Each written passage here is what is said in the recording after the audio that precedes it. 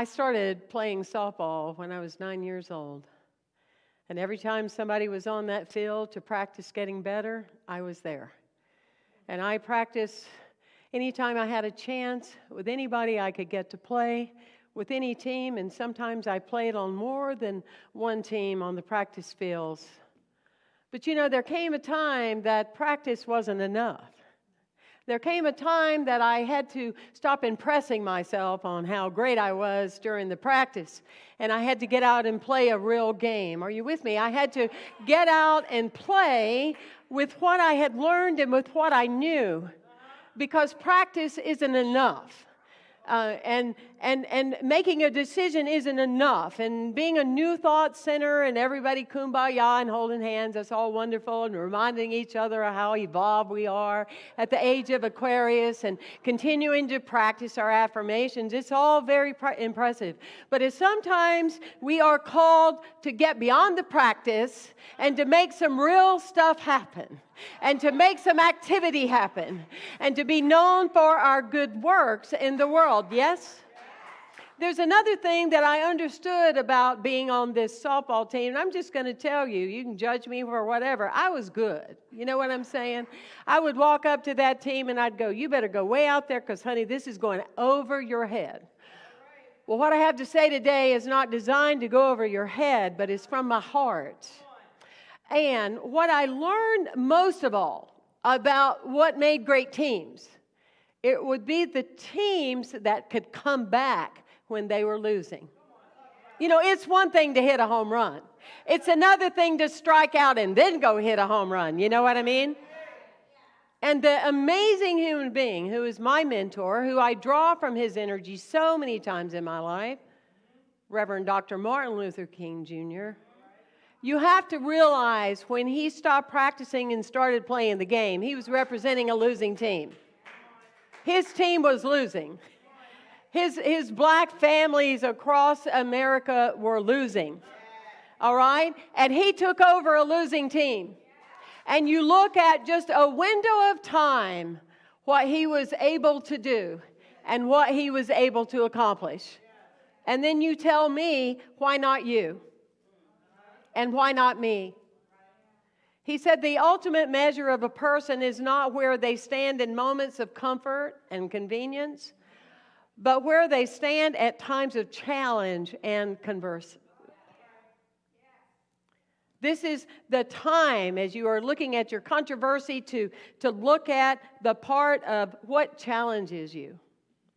What challenges you? And the dictionary that has many ideas of what challenge means, the one I love is challenge is an invitation. It's an invitation for something greater to be called from you. For words, for modeling, for space, for energy. People will often say to me, you talk about not being divided and you talk about this and that, but, give me some ideas of what I can do. And I'm like, what I'm going to do is pray for you that your innate active self that is born in the Spirit, that can look at things that you know are not right. You don't need 7 things you can do, because I'm going to do the 7 things I know to do, but even if I told you what to do, they wouldn't work for you. So rather than say I'm going to tell you a group of things to do, I'm going to ask that you wake up. And I'm going to invite you to open up your heart, because on every block you can find something in America for you to do. All right? It's just all around you. Broken toys and broken dreams and ways for you to be of service. There's a couple that they went to a boarding house to adopt a child. And they had all the little children all prepped up. And they had them all ready, and, they were clean and had on their fancy little outfits, and the couple went, every child. And they look at the boarding attendant and said, do you have any other children? She said, well, we have one in the back. We have one in the back, but he's not cleaned up. And he is unmannered. He misbehaves. His parents didn't even want him. And they said, well, that's who we want to see. We want to see him. So he comes out, And their hearts are open, and they said, we want him. And they said, you want us to go give him a bath, and you want us to clean him up? And they said, no, we want him just as he is. We want him just as he is, because we already know that he is just covered in the blessings of God. You know, sometimes you have to get in when it's messy.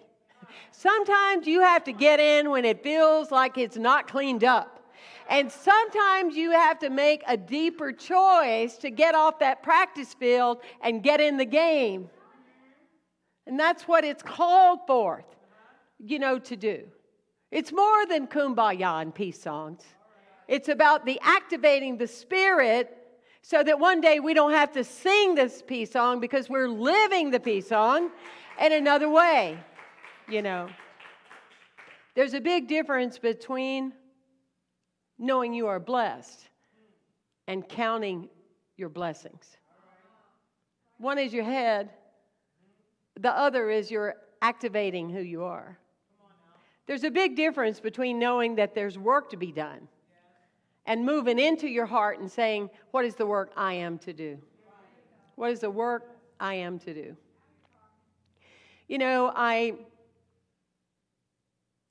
I get all passionate when it comes to talking about Martin Luther King and my black brothers and sisters, and I do the best I can to find words, because I've always been known in my work that I talk about things I've lived. I don't talk about subjects I know very little about. We got enough people doing that, you know what I mean? I like to talk about what I know or what I've survived or all that. But I do know that within me that there is a space that I understand what it means to be broken. And so people will say to me, well, Reverend Temple, do you mean that you're telling me I'm not, none of us are broken, the world isn't broken? You mean it's okay if I cheat on my wife? That's not what I said. Do you think it's okay if I cheat my employer? Do you think it's okay that I tell people lies and that's okay and I can do whatever I want? And I'm like, honey, that's karma. That is not what I said. Your karma's got you. What you do will come back to you right in your face. If not immediately, you'll see it on the afterlife. But you will. That's your karma. That's your cause and effect. No, I'm talking about that if we believe that we are born in the image and likeness of God, unless your God is about that big, you know what I'm saying, about like that, and you put God in your pocket. If you believe that you are made in the image and likeness of God, do you believe that? If you believe that with all your heart and all your might and all your strength, then you can't be broken unless you believe that God is broken. And so if you're not broken, and the reason that we believe that we're broken, I as a gay woman thought I was broken, well trained accordingly of how broke I was. Black people, you're broken. Is that space that's societal belief? That is societal belief. It's a religiosity. It's that you have been given the wrong information. It's because somebody has taught you the wrong set of values, because you can't be made in the image and likeness of God and be broken at the same time. But I was broken. I was so broken. And I wanted to not be broken, and I wanted to be in alignment, and I wanted to be congruent, and I wanted to always tell the truth. But when I got around people that were already so flamboyant and so out, they made me so uncomfortable, I just wanted to crawl in a hole. I'm like, you are too out for me. Oh my God. My family almost put me away in a mental health center. You're just too out for me.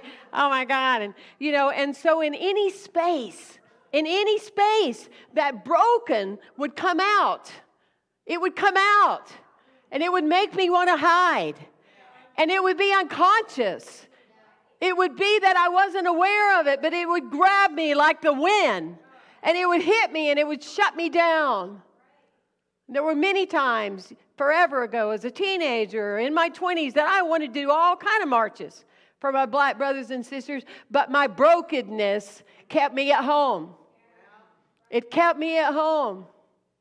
And the thing of it is that if you want to be a part of beloved community, you've got to heal what you believe about you is broken. You've got to reveal what about you that you feel is broken. Because until you do, it will run your life.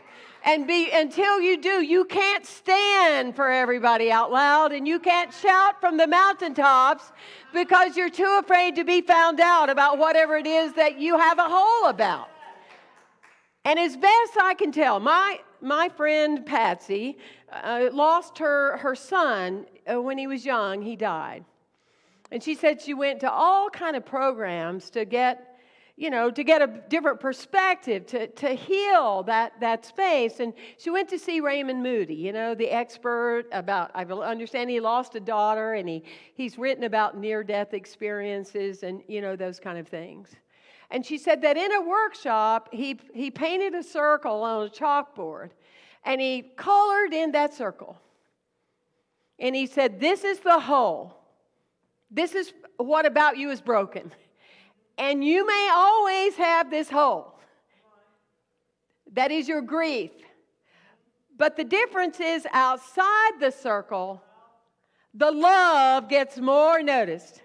Outside the circle, life force gets bigger. Outside the circle, things get easier. And that to me is what we're doing collectively as a nation now. And the misrepresentation, the lies of what we heard in school and everything else is that outside the circle, love is getting bigger. And outside the circle, love is getting greater. And outside the circle, there are a few brave souls that are tired of sitting around and holding each other's hand and ready to do something about being in the game. That's what it's about. Is playing on the playing field. I don't need to tell you the projects you need to do. Just Google. And 7 million ideas will come up. You need to decide that you no longer represent what it's like to be broken, so you can step forward and do something with it, you see. I was taught many years ago to write down 50 things that you love about your life. Changed my life. I did it every day for 4 years. I wrote 50 things that I loved about my life. Some of you have heard me say this before. It was very uncomfortable at first when I could think of 5 or 6 things. When I lived and I'm broken. When I'm not broken, how many pages you want me to fill in? Because I'm talking about the infinity of God, you see. And those of you that stay attached to that TV and you are enslaved to it, and letting breaking news break you, you have got to release that addiction. You have got to release that addiction. It is an addiction, and if it hadn't killed you already, it will. And I'm just shooting you straight. You can get a little notification if it's something so important, but you do not need to turn your TV on and start your day with 50 bad things for you to be afraid of before you ever start your life. And you can tell the people that immerse themselves in breaking news. They even walk differently. They walk like this. They just kind of, tote their feet where they're going. We must be wise. We must resurrect common sense. You cannot immerse yourself in breaking news because it's designed to break you. And if it hasn't already, it will. And so in that, you want to be selective about what you want in your life. And you can peek in once. You can peek in once a day and go, I don't ever show up here on a Sunday morning without peeking in to see if something's happened to my brothers and sisters in another country or something. I'm not going to stand here and go, woo, when I know that we need to go in prayer about something. That's common sense, right? It's common sense. But the things you're supposed to know, you will know. And the things that matter to you, you will be told, one way or another. But you don't just immerse yourself in it all the time. Because it will take you. I was telling 2 or 3 people, those that were interested, that I just took a blood test because I want to look at, my allergies to food or what best supports my immune system. You know me, I'm committed to being forever young, and I'm doing my part. But I got back, 33 things I couldn't eat that I'm not supposed to eat for quite some time. Well, the 33 things were the 33 things I eat all the time. So all of a sudden, you get the feedback, right? Oh my gosh, what you going to do? What you going to do? How you going to, what in the world are you going to do? I said, I'm going to focus on the 85 things I can eat. That's what life is about. You focus with common sense on what you can do something about. Does this work for you? Is it, a lot of people just, they're stuck. They're anesthetized because of news and data and fear, and they're just, anesthetized. And so they're at this stop sign. And this stop sign still stands for still trying to overcome problems. I want to help those kids over there, but I got to wait till I get my life together. Or I'm going to do this so I feel like I'm a perfectionist. I'm going to wait till I have more money, and then I'm going to do something about that cause. Have you ever known anybody that actually happened to? Heck no. You can help a whole lot of people for $1. You can transform somebody's country for, 25. You understand what I'm saying? So it's like don't be stopped, because the very movement of serving transforms the energetic presence of you. And when you prove to the law that you're going to do it now, then more will come for you to do it later. But if you say to the law, I'm going to do it later, well, they're going to talk about you in your memorial. You know what I mean? I told you that we're here to offer comfort to the afflicted, and we're here today to afflict the comfortable. Not every conversation needs to be that we're just smiling and giddy. But inside your soul, if you're living the truth, you will always be giddy and enjoy, right? And so when King made his declaration and he made his speech of, I have a dream, he didn't get people to go get their guns and weapons. He didn't come across with anger. He didn't set out to build walls. He simply spoke from an authoritative place that says, I've been practicing, and here I am, and I'm in the game, and I want you to be in the game, and I'm going to create a future that all of you can step into. And we're off to a start, but we've got more to do, right? And we've got more things to be a part of and to allow to unfold. I love this thing. I keep it on my phone so I can read it sometime when I start talking about what somebody could do. Here it goes. There's a story about 4 people named everybody, somebody, anybody, and nobody. And there was an important job to be done, and everybody was sure that somebody would do it. Anybody could have done it, but nobody did it.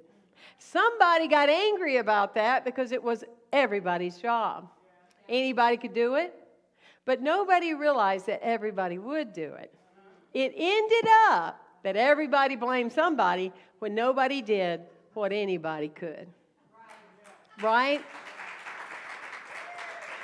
So that's that synergistic space in which we can live and move and have our being, for sure. And I pray for each and every one of you that you heal any false idea that you are broken. For you are made in the image and likeness of God. If you're ashamed of whatever you have going on, then you are representing a God in shame. And that is not who we are. And that is not what we do. And I'm sorry that in your generation nobody was out loud. But we need you right now. And we need you to be out loud right now. It's your time, and it's my time. There was a woman in Ireland that, at the turn of the century, she was known for her wealth, and she decided she was going to put electricity in her home, and she was quite frugal, so people were kind of surprised about it. So the meter reader came to her home a month later, and he went and knocked on her door, and he said, "Ma'am, I thought you had electricity." I thought you had, that you're using it. She said, well, when the sunset comes and it starts to get a little dark, I turn the power on just long enough to light my candles. And then I turn my lights back off. You see, she was connected to the power, but she didn't use it. Her house was set up, but it wasn't altered. And that's the invitation about where we are, is to allow yourself to be altered, to allow you to use the power that's greater than you are and show people really, in every walk of life, what God really is. Because through you, quite frankly, is the only way that so many of them will ever know. Thank you for being here. God bless you.